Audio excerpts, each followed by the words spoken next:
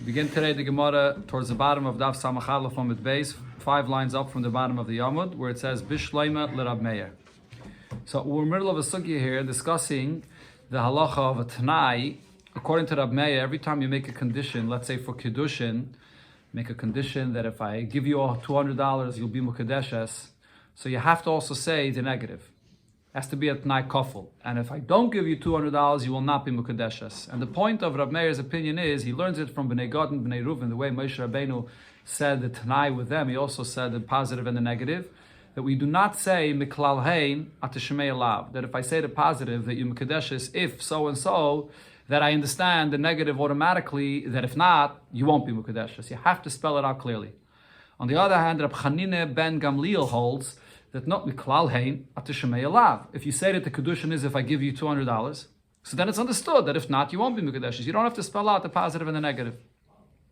So the Gemara here it brings from different psukim and Torah where we find conditions or where we find the Torah saying things, and it says it in the positive and the negative, or maybe not. And this is a question on Rab Meir or Rab Chanina ben Gamliel. Let's see. Zok the Gemara Bishleima l'Rab Meir. According to Rab Meir, it's understood. Haine d'chsiv. This is the meaning of the pasuk that it says in Yeshaya.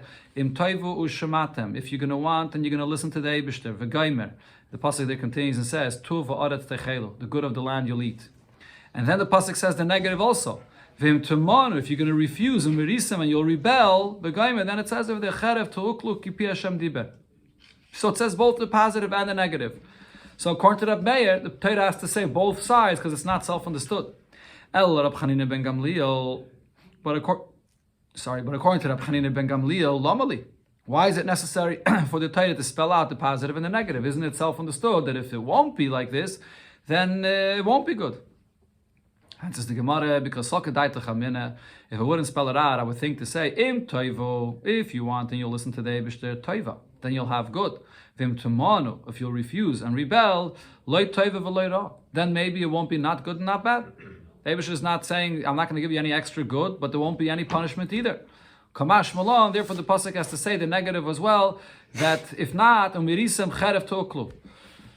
So now the Gemara actually touches the end of that pasuk, my cherev to'uklu. The literal translation of cherev to'uklu means you'll be eating swords. So obviously it doesn't mean in the literal sense. What does it mean you eat swords? Amar Rava says what this means is milche glalanisa, person that has thick salt, name desari yakusha, hard barley bread, dry hard barley bread, ubitzali with onions. That's what he eats. Amar, because the master had said pas porni chareva, bread that's baked in a large oven and it becomes very dry, and b'melach together with salt, ubitzalim and with onions, koshim luguf. If you eat this, it's difficult. It's bad for the body. Kecharova. It's like a sword to the body. So that's what the pasuk here is saying in this expression of cherev to'uklu. Sagt the Gemara weiter, Bishleima l'Rab Chanina ben Gamliel. It's understood according to Rab Chanina ben Gamliel that once you say the positive, it's not necessary to say the negative. Hainu d'chsiv. This is what it says by the pasuk when it speaks about the saita. That the kohen, when he speaks to the saita, he makes a shvua and he says, Im loy shochav ish oisach. If you didn't have a relation with anyone, vim loy satis, tu metachas ishech, then hinaki. And you did not go away from your husband, then hinaki, you'll be clean. That's what the shvua is. Now, it doesn't say in the pasuk the other side. He's giving her to drink the waters, and he's making this shvua with her, that if you didn't do it, then you'll be clean. Now the other side, then what's if she did do it? What will happen to her? That he doesn't tell her over here in this chelik of the shvua. That if not, then the water will kill you. Now Rashi here points out that if you look over there in the psukim, it does say in the psukim the other side, that what the waters will do. That the water, the curse of the water, and what it will do to her. So how could the Gemara here say that it doesn't say the other side? So Rashi answers that if you look in the psukim, there are two different statements that the kohen says to the isha. We learned this in the Gemara and Saita. L'chatchila, the kohen says to the isha a shvua, this oath that she accepts upon her before drinking the water, just a shvua. Then later, the kohen again speaks to her and tells her a shvua together with a Allah, together with a curse about the effects of the water. Over there, when it speaks about the curse, it says both sides, the positive and the negative. But over here, l'chatchila, when the kohen speaks to her and has her make this shvua, over here it just says one side, that if loy shachav, if you didn't do anything wrong, then hinaki, you'll be clean. But it doesn't say now regarding the drinking of the water, the other side. And what's if not? What's going to happen then? It doesn't spell it out. So according to Rabbi Chanina ben Gamliel, it's not necessary to spell it out. It's self-understood that if not, the water is going to kill her. But Rab Meir, however, according to Rab Meir, Chinoki mi boyalei, the pasuk should have also said the negative, that if this man did have a relation with her, then Chinoki, she'll be strangled, she'll die from this water. Why doesn't it say the negative as well? Amar Rav Tanchum, so Rav Tanchum answers, according to Rab Meir, the negative is hinted here in the pasuk as well. Hanoki ksiv. When it says over here in the pasuk that you'll be clean, so it says hanoki, meaning the way it's pronounced is actually hinoki, but the way you usually spell hinoki is with a yud. Hinoki. But over here it's spelled without a yud. So if it's spelled without a yud, you can read it with a comma. It's hanoki. Or actually the hey and the ches are two letters in the aleph base that are interchangeable. So you can read it as hanoki, which means that the kohen is hinting to her the negative as well, that you're going to be strangled if it did happen. So it says both the positive and the negative. So the Gemara asks now the reverse, if so. If so, it's understood according to Rab Meir. Hainu d'chsiv. Hainu d'chsiv hanoki. That's why the Torah has to write it without that yud, and you read it as ha-noki, which means chanoki, because it has to say the negative as well. What will happen if she did do the aveda? El Rab Chanina ben Gamliel lamali. According to Rab Chanina ben Gamliel, why does it say hanoki? Why doesn't the Torah use a more usual expression here? What is the Torah saying? The Kayan is telling her that if you didn't do this Aveda, then you're going to live. The waters will not affect you. What's the usual expression that the Torah would say for such a thing? Tichya, you're going to live. What's this term of Hanoki? According to Rab Meir, we understand this term because the Torah wants to hint that it's Hanoki or Chanoki, one or the other, because you have to say both sides. But according to Rab Chanina ben Gamliel, why is the Torah using this term of Hanoki? So therefore the Gemara answers, it's terich. The Torah has to say both sides, according to Rab Chanina ben Gamliel, similar to what we learned before already. I would think to say, if you didn't have a relation with this man, hanaki, so then you'll be clean, or hinaki, you'll be clean. If you did have a relation with him, loy hanaki v'loy hanaki, you would think maybe that nothing will happen to her. She's not going to be cleansed, but at the same time, she's not going to be strangled. She's not going to die either. She was over on an iser, but it's not going to affect her. Kamash Malon. Therefore, the Torah has to spell out the positive and the negative to say that if she did have a relation with him, so it's writing this term hanoki, which is read as chanoki, that she'll be strangled, she'll die. Okay, the last pasuk that the Gemara brings up, Bishleime l'Rab Meir hainu d'chsiv. So according to Rab Meir, we understand what the pasuk says, and this is by the para aduma, when you spray the waters of the para aduma on a person that you want to be metayed him. So it says, "Hu yischata boy b'yom hashlishi b'yom hashvi." You have to spray the waters of the para aduma on the person on the third day from when he became tamei, and then on the seventh day, yitar, and then he becomes pure. And then the pasuk spells out the negative as well. V'im lo yischata b'yom hashlishi b'yom hashvi. If you won't spray the waters on the third and seventh day, then lo yitar, he does not become pure. Why does the Torah have to say both? You're doing this. It's understood. The Torah says that you spray it, it becomes pure. If not, he won't. Why does it have to spell out an if not? According to Rab Meir, the Torah has to say it clearly that you have to spray the waters on him both the third day and the seventh day. It's ma'akiv, and it has to spell out an if not, it's not going to work. According to Rab Chanina ben Gamliel, why is it necessary for the Torah to spell out both the positive and the negative? Answers the Gemara, it's terich. It's necessary even according to Rab Chanina ben Gamliel. Because otherwise I would think to say as follows: Mitzvahs hazah b'shlishi u'b'shvi. That the Torah is saying that there's a mitzvah. It should be, if you do it, so then you're fulfilling a mitzvah to spray this waters on the third and on the seventh day to be mitayirim. But it's not ma'akiv. It's not a must.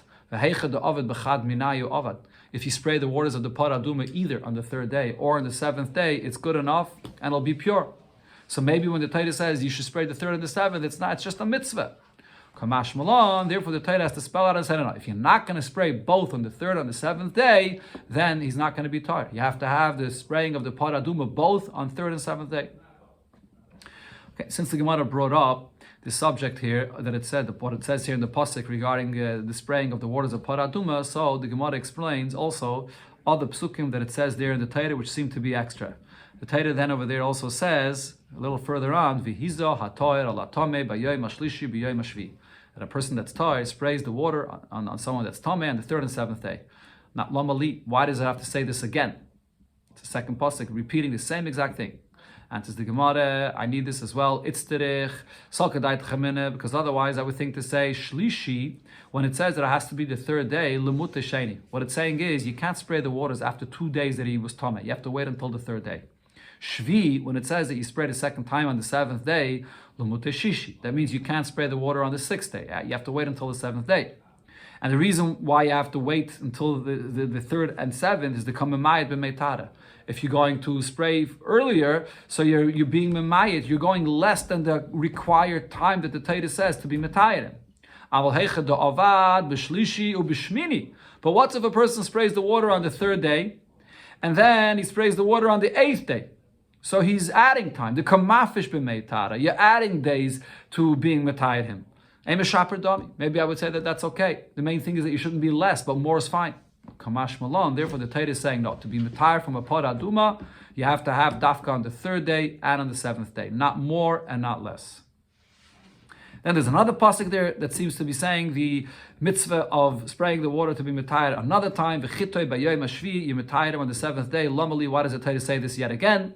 Answers the Gemara, it's terich. The Torah is telling you this again because salkadait chamina. Otherwise, I would think hani mili lekotchim. Maybe this whole mitzvah here that's required to be metayr this person on the third day and the seventh day, that you have to spray a second time on the seventh day. That's only for him to be fit to eat from kotchim.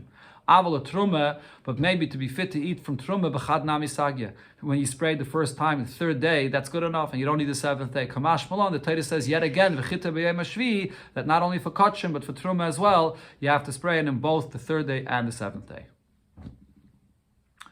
Okay, Zoktei l'gemishne hamekadesh seisha. Person is mekadesh a woman va'amar, and then he says kasavura yisi shehi keheres. I made a mistake. I thought that she was a kehenes. V'harei levia. She turns out to be a levia. Or levia v'harei kehenes. He says, I thought she was a levia and she turns out to be a kehenes. Aniya, he thought that she was poor. V'harei ashira, she's rich. Or ashira, he thought she's rich. V'harei aniya, she's poor. That's what the person comes and says. So he wants to back out of the Kidushin. Says the Mishnah reizim mukadeshes. She will be mukadeshes. She didn't say anything to him that caused this mistake. He says that he was thinking so in his heart. How can we believe him? How do we know this is true or not? This is what's called dvarim shebelev. So if it's dvarim shebelev, einam dvarim. Yeah, this was brought before in the Gemara. The Gemara tried actually to prove from here that dvarim shebelev, einam dvarim. But you could also say we don't even know. He's saying that this is what he thought. How do we know that this is what he thought? It's tam. He's saying so. No one caused and said anything that he should think this way.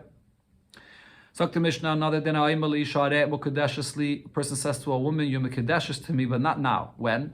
After I become a ger. So this is a guy that's speaking to a woman and says, you'll be mekadeshes to me when I become a ger. Or he's speaking to a Goyish woman and saying to her, you'll be mekadeshes to me after you become a ger, or Geyiris. Or this is an Evet Kanani that's being Mekadesh and Isha after I will be free. Or he's speaking to a Shivcha Kanan is telling her, you'll be Mekadeshes to me after you'll be free. Or Lachashiyom is Bailech. He's speaking to an Eishasish saying that you'll be married to me, you'll be Mekadeshes after your husband dies. Or if a person is married to a woman's sister, so after his wife, he says, after my wife, your sister dies, then I'll be married to you. Or or to a woman that can't get married to anyone because there's a lav, let's see, before there's any chalitza, and he tells her you'll be mukadeshes after chalitza is done. Eina mukadeshes. In all these cases, the Kidushin does not take effect, and the reason is because this is what's called a davar shaloi ba la'olam. Right now, this is a woman that's not fit for Kidushin to him, so you can't be mekadesh now and say that it's going to take effect later when the matzav changes. Similar, a person says to his friend, if your wife gives birth to a nekeva, then that nekeva that's born will be mukadeshes to me. Ain't mukadeshes for the same reason. It still wasn't born. We don't even know if she's pregnant or not, so there's no Kiddushin b'chlal. Okay, there's a parenthesis over here, but this is the Gemara brings this later, so most Mefarshim say we're not going to hear this in the Mishnah. Okay, so the second point that we learned here in the Mishnah is saying this concept of a davar shaloi ba la'olam. You can't be mekadesh someone that's whether the man or the woman in a situation where right now they're not roi for Kiddushin. So in connection to this, the Gemara brings how this plays out regarding Truma. And there'll be a machlokes in the Gemara regarding this inyan of davar shaloi ba la'olam. Tanan Hasam, so we learned in the Mishnah regarding Truma. Ein Taimin Menatolosh ala Mechuber. You can't separate Truma. When you have your produce, you can't take from your produce that's already detached from the ground and be taitim for the produce that's still attached to the ground. Vim taram ein truma. If you separate this, it's not truma at all.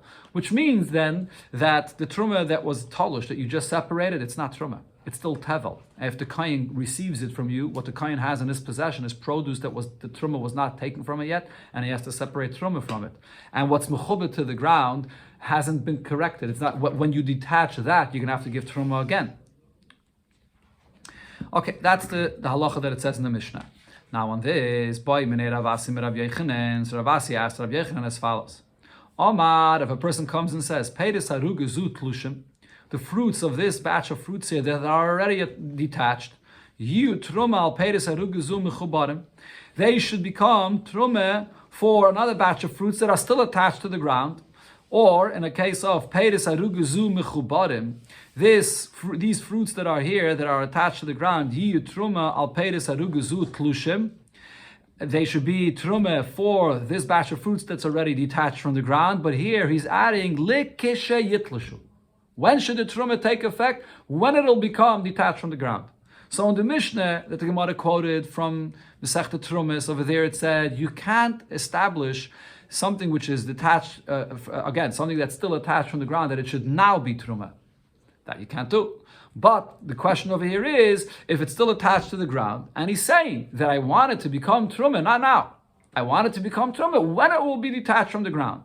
And then it was detached. Mahu. What do I say? Do I say that now when it becomes detached from the ground, that the truma takes effect? Amalei, so Rabbi Yochanan answered, it does take effect in such a case. Kol shebiyadai, any situation where you have something which at this point is not roy for it to be chal truma. So it's like a dovish loy baloilam. Right now, it's still detached to the ground, so the whole concept of truma is not possible at all.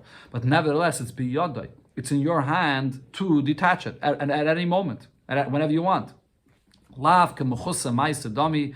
This is not something which lacks the action of detaching it, and therefore the fact that you could detach it at any moment, you could now say that it should become truma when you detach it from the ground. Okay, so therefore the truma will take effect. That's the halacha that Rabbi Yochanan said regarding truma. So now, based on this, the Gemara asks from what we learned in our Mishnah. So Eisvei, Ravasi asked Rabbi Yochanan from what it says in our Mishnah, a person says to a woman, after I'll become a ger, after you'll become a geyeris, after I will be freed, after you will be freed, after your husband dies, after your sister dies, after you'll get chalitza. In all these cases, it's a davar shlei ba'layla, and a mukadeshes. She's not mukadeshes. So from this Mishnah, there's a question what Rabbi Yochanan said. All these cases that we just mentioned, the reason why the Kidushin doesn't take effect, it's a davar shlei ba'layla, and it's also lav biyadai. It's not even in your hands to change the situation from the way it is now. That she should become a ger, or that her sister should die. All these things, he can't change that. So it's a davar shlei ba'layla, and therefore he can't say that you're going to be mukadeshes to me when this and this happens. It's not in your hands to make that happen. Eloger, however, when he says that I'll be mekadeshes to you and I will be megayer, have a biyodai. That's something which is in his hands. So if Rabbi Yochanan says regarding truma that you're saying when it becomes detached, because you could detach it, so it could take effect now, and it takes effect actually when it becomes detached. Why shouldn't we say the same thing over here, that it should take effect, even though right now it's not yet? He's not yet a ger. Answers the Gemara, ger nami lav biyodai. For a person to become a ger, even though he can make the decision that he wants to become a ger, but it's not in his hands to become a ger. That ger tzarich shloisha. In order for a person to become a ger, you have to have a bezdin of 3 that are there to taivel him and to let him know mitzvahs and so on. You need a proper bezdin for this. My time, why? Because mishpat ksivbe. By a ger, it says the term mishpat in the Torah. Rashi brings it says mishpat echad yilachem ka ger kezrach. So if you have to have a bezdin, so mi yemedim is dakakale hani tlosa. Who says that he's going to find a bezdin that will be ready to be megayir him? So it's not in his hands. So therefore, this is a davar shlei it's a davar shlei ba'layla, which is not in his hands. And even according to Rabbi Yochanan, we understand why she's not mukadeshes.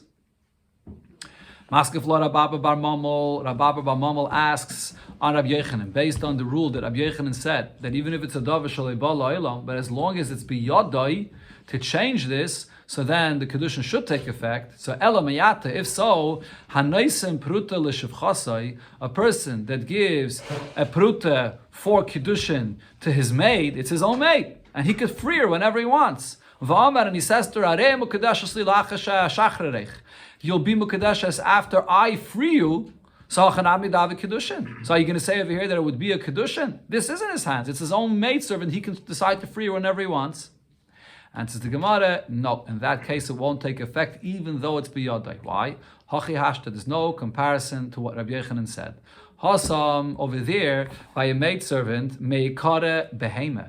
When she is a maidservant, a shivcha kananis, she has a status similar to a behema. There's a famous expression, the Gemara brings it later here also in the Masechta, that she's like an am hadoime lachamoir. If we learn it out by what it says over there by Avram Avinu, by the Akedah, shvulachem poyem hachamoir, that a shivcha or a eved is like an am, which is doime lachamoir. So at that point, she's a completely different entity. She's a behema, like a behema. Hashta das acheres. Now she has a completely new mind. She's a completely new mitzias. So therefore, even though it is biyadai to free her, but because it's literally like a new mitzias, the fact that it's biyadai does not help you here. This is still considered to be a dava shaloi bala ilam. You can't compare it to what Rabbi Yochanan was speaking about. Rabbi Yochanan was speaking about produce, which will become chayiv and truma. It just has to be cut from the ground. It's not a totally new mitzias when you cut it from the ground. There's a condition from the pasuk that you learn out that it has to be detached to be chayiv and truma. Rashi before brings the pasuk. It says in the Torah the term dogon, the gancha. The gancha means it has to be something which is already prepared. Once you cut it and you make it into a pile, that's but it's not a totally new mitzias. But over here, when it comes to a shivcha, she's not the same person b'chlal. So the Kidushin cannot take effect. Then one asks another shayla. But how about with this that Rabbi Yishia said? A person gives a pruta to his wife. She's now his wife. I'm giving you this pruta now for Kidushin. Why is he being Mekadosh her now if she's his wife? In the event that I divorce you, after I divorce you, so the pruta I'm giving you now should take effect then that you should be Mekadeshes. So Rabbi Yishia said, Eina Mukadeshes. She'll not be Mukadeshes. So the Gemara says, does this mean now that Rabbi Yochanan would argue with this? Hachanami Rabbi Yochanan the Hava Kidushin? Are you going to say over here that according to Rabbi Yochanan this would be a Kidushin? Because this is seemingly something which is biyadai. That he's giving her now the money for the Kidushin. It's biyadai to divorce her, and then later she'll be Mukadeshes again. Says the Gemara, no, Rabbi Yochanan would agree to Rabbi Yishia because Nehida biyadei legarsha, the husband could divorce his wife whenever he wishes, but biyadei lekatsha, could he decide later when he wants to be mekadosh or after he divorces his wife? When it comes to the Kidushin, you don't need your wife's consent. He could divorce her whenever he wants. But then if he wants to marry her again, she may not agree, and if she doesn't, he can't marry her again. So therefore, it's not biyadei to marry her again. For Kidushin, you need the das of the isha. And that's only if she married someone else. But otherwise, you could marry her again. Okay, so therefore, Rabbi Yochanan would agree to Rabbi Yishia. But the Gemara asks a further shaila, Tifshay debai Rabbi Yishia. Could we resolve a shaila that Rabbi Yishia asked based on the point that we just said over here? That it's not, when a person divorces his wife, it's not in his hands to be mekadosh her again because it's totally in the isha, in her das. So let's be patient to following shaila Rabbi Yishia. Rabbi Yishia asked, "Hanaisin shtei prutais lisha." Right now, it's not his wife; it's a woman, and he gives her 2 prutais. Ba'achas amalah, for the first pruta, he tells her, "Skachli ayayim, I'm being mekadosh you today." And then with the second pruta, he wants to be so sure that he's always going to be married to her. So he tells them, with the second pruta, I'm being mekadosh you now in the event that I would divorce you. So I'm being mekadosh you now a second time that you should be mekadeshes to me. So tifshet mina, shouldn't we be able to resolve based on the point that we just said, the loyav Kidushin, that this would not be a Kidushin because he's being mekadosh her for something which is not ba'olam now yet. Right now, he's saying that if I divorce you, then you're going to be Mekadeshes. It's not Pa'ilam. And we just explained that it's not Biyada either. Later, when he divorces her, he's going to need his wife's consent then, and now you don't have that. So maybe we should be patient. That's not a Kidushin. Says the Gemara, no. The basis of Rav Yishia's shaila there was Dilma, perhaps you could say, Ki heichi de tofsi Kidushin hashta, just like you can give her the first pruta, and he's being Mekadosh her today, and that is in his hands, and now she's agreeing to this. So tofsi nami ilachakain. So therefore, together with this, the Kidushin for the second coin that he says that I'm being Mekadosh you for this, that later, if you're going to be divorced, maybe that would take effect as well. You can't compare it to the previous case. In the previous case, we're talking about a person that she's now his wife. And now there's no possibility for Kidushin B'chlal. To be Mekadosh her now is a Dov Shalei Bal Olam. So you want to be Mekadosh her now in the event that later she's divorced and she's not his wife. So over there, it's obvious that it's out of his hands. It's Loi Bal Olam, there's no Kidushin. But here, right now, the man and the woman are in a condition that there could be Kidushin. So maybe here you could sort of make a double Kiddushin in this situation to be Mekadosh her for now and also for later when she'll be in the same situation that she is in now, where Kiddushin could take effect. That was the basis of the Shaila of Rav Oshia, and therefore that remains unresolved. Now the Gemara brings from a Braisa that says, just like Rabbi Yechanan, Tanya Kva said Rabbi Yechanan, we learned in the Braisa like Rabbi Yechanan said, Ein tarmin min atalosh ala mechuber. You can't separate truma from detached produce on the produce that's still attached to the ground. Ve'im taram ein truma truma. If you do this, then the truma does not take effect at all. Keitzad Oma Peres Arugazut Lushin Yitruma Peres Arugazum Mechuberes. You're saying that this produce here that's already detached should be truma on the Peres that are still connected to the ground. Or Peres Arugazum Mechuberes, Yitruma Peres Arugazut Lushin, or the reverse, the Peres that are still attached to the ground should be truma on the Peres that are already detached. Lo Yama Klum. To say that truma should take effect now when it's still attached to the ground, you've said nothing. The truma has to, the produce that is has to be detached from the ground. But here the Braisa continues and says exactly what Rav Yechanan said.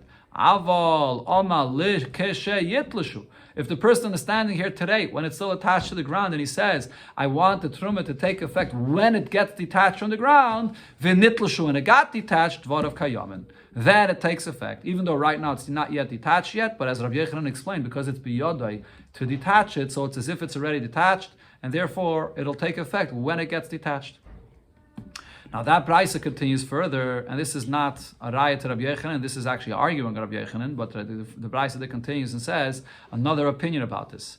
Yeser al kein Omar Rabbi Eliezer ben Yaakov. Further, Rabbi Eliezer ben Yaakov said, Afilo Omar Peres Arugazut Lushin Yi Truma al Peres Arugazu Mechuberes.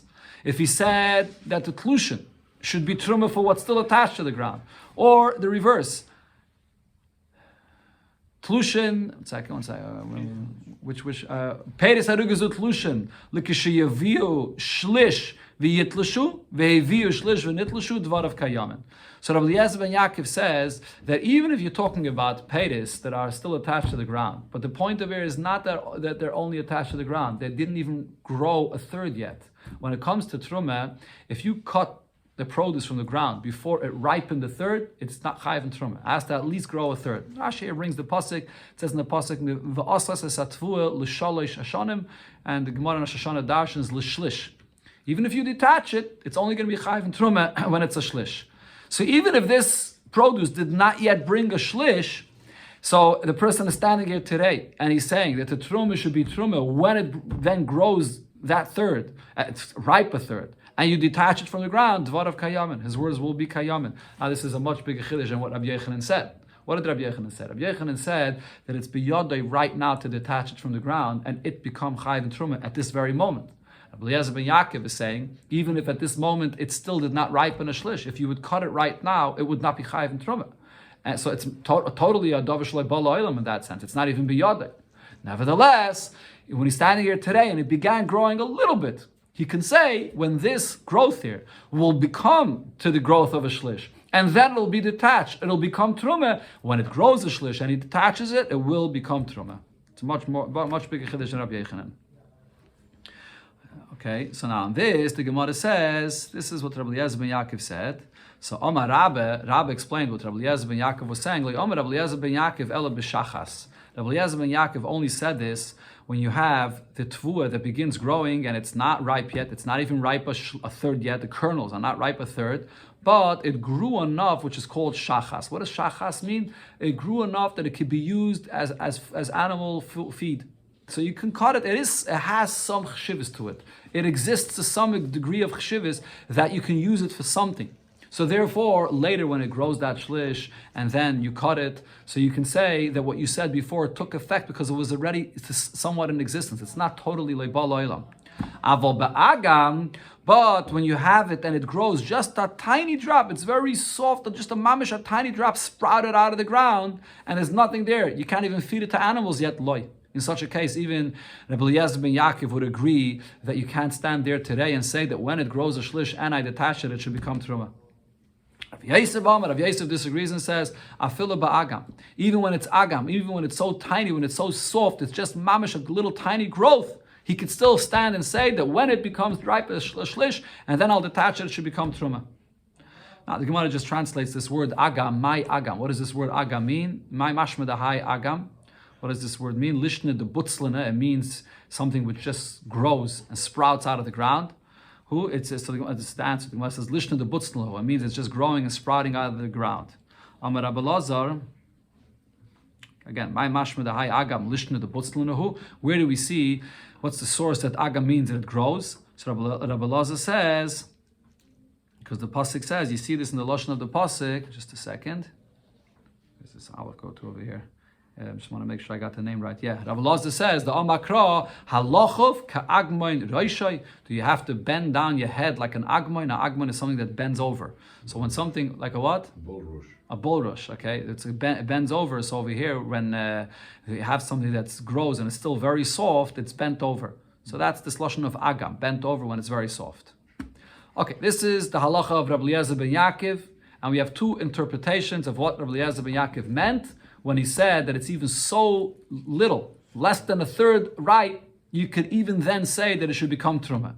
Either even when it's mamish very soft, like Rabbi Eliezer ben Yaakov, like Rav Yosef said, very tiny, or like Rabbi said, it has to be at least shachas, at least something that has some chshivas to it that you can feed it to animals. So now, based on this, the Gemara brings a similar thing regarding the halacha that it said in our Mishnah. According to who does it go? This that we learned in the Braise, or really you should say the Tanan, this that it said in our Mishnah. In our Mishnah it said, person says to his friend, if your wife gives birth to an nekeva, so this nekeva should be married to me. He said nothing because it's a davar shlei bal olam. Now on this, Rab Chanina said, this that we say that there will be no marriage and it's a davar shlei bal olam, that's only if this person's wife was not pregnant. If she's pregnant already, then dvarav kayamin. Then the child, this baby, this fetus that you're saying should be mukadeshes to you, it's a davar shabal olam already because she's already pregnant. Now, Kaman, according to whose opinion is he saying this? When Rab Chanina said this, according to who did he say this? Now Rashi here explains that the Gemara is assuming that what Rab Chanina is saying goes according to Rabbi Eliezer ben Yaakov. And the reason is, the rule always in Shas is, whenever Rabbi Eliezer ben Yaakov says his opinion about something, we paskin like Rabbi Eliezer ben Yaakov. Rashi here brings an expression that the Gemara says about Rabbi Eliezer ben Yaakov in Gittin, that Mishnah's Rabbi Eliezer ben Yaakov kavanoki. He spoke very little, but whatever he said was pure. We always paskin like him. So now what Rab Chanina said over here is based on what Rabbi Eliezer ben Yaakov said. So now the Gemara explains, if we're going to interpret what Rabbi Eliezer ben Yaakov said, like Rabbi said, what did Rabbi say? That when Rabbi Eliezer ben Yaakov said that this growth, you can designate it as truma. You could say that it should be truma when you cut it. What did Rabbi say? That's only if there's shachas. If it grew significant enough, there has to be some significant growth that you could feed it to animals. So if, according to Rabbi, over here, when you're saying regarding the pregnancy, that if this person's wife is already pregnant, so then it's considered to be davar shabal olam. What stage of pregnancy does it have to be? Also something which is already significant enough. Kishuhuka obra, when you can recognize, when you could see the pregnancy.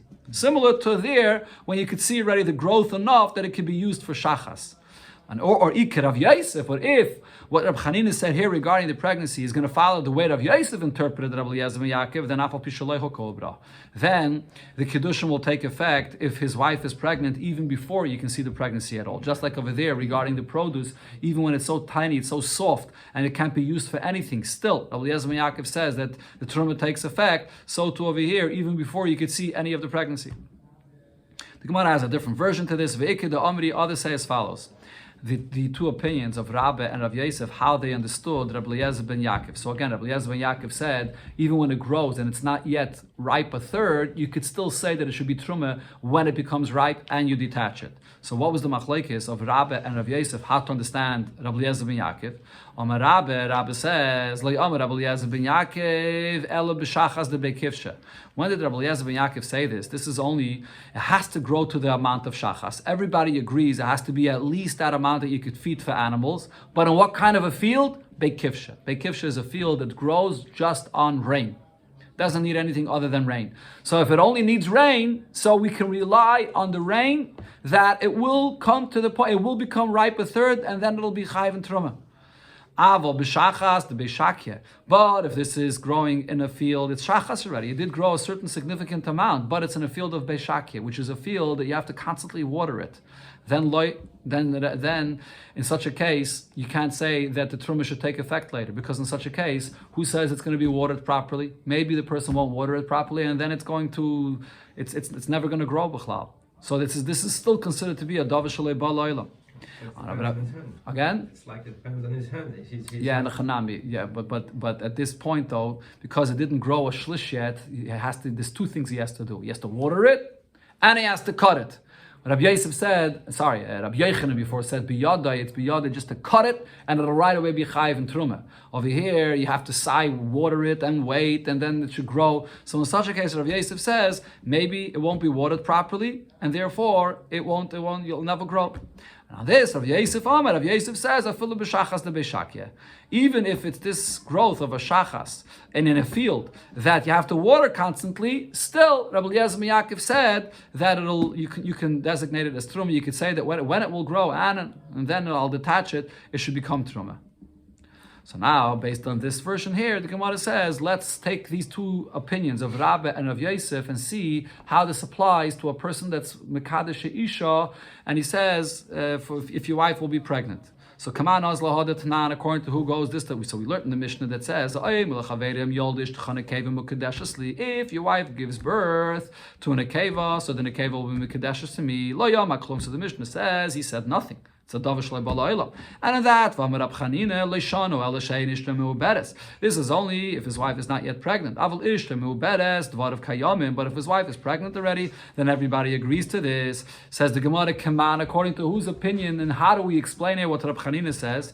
Says the Gemara Kishuhuka Obra. What Rab Chanina said must be only the pregnancy is at that stage where you can see the pregnancy. Because according to the second version we just said now, both Rabbi and Rav Yosef say that you have to have the growth of the tvua at least to the point of shachas. It has to be significant that it can be used for something. So here as well, the pregnancy has to be at least to the stage of significance that it's hukah obra. And v'divrei hakol, this is something that everybody agrees to. And even Rabbi that said that it has to be of a field that it's relying just on rainwater to grow, not on a field that you're going to have to water it. It's the same thing over here regarding a pregnancy. The pregnancy is relying on the Eibishter. The Eibishter will complete the pregnancy. So therefore, even according to Rabbi, in this case, the issue will be Mekadeshes, but that's only if it's Kishahuka Obra, when you can see already it's a significant stage of the pregnancy.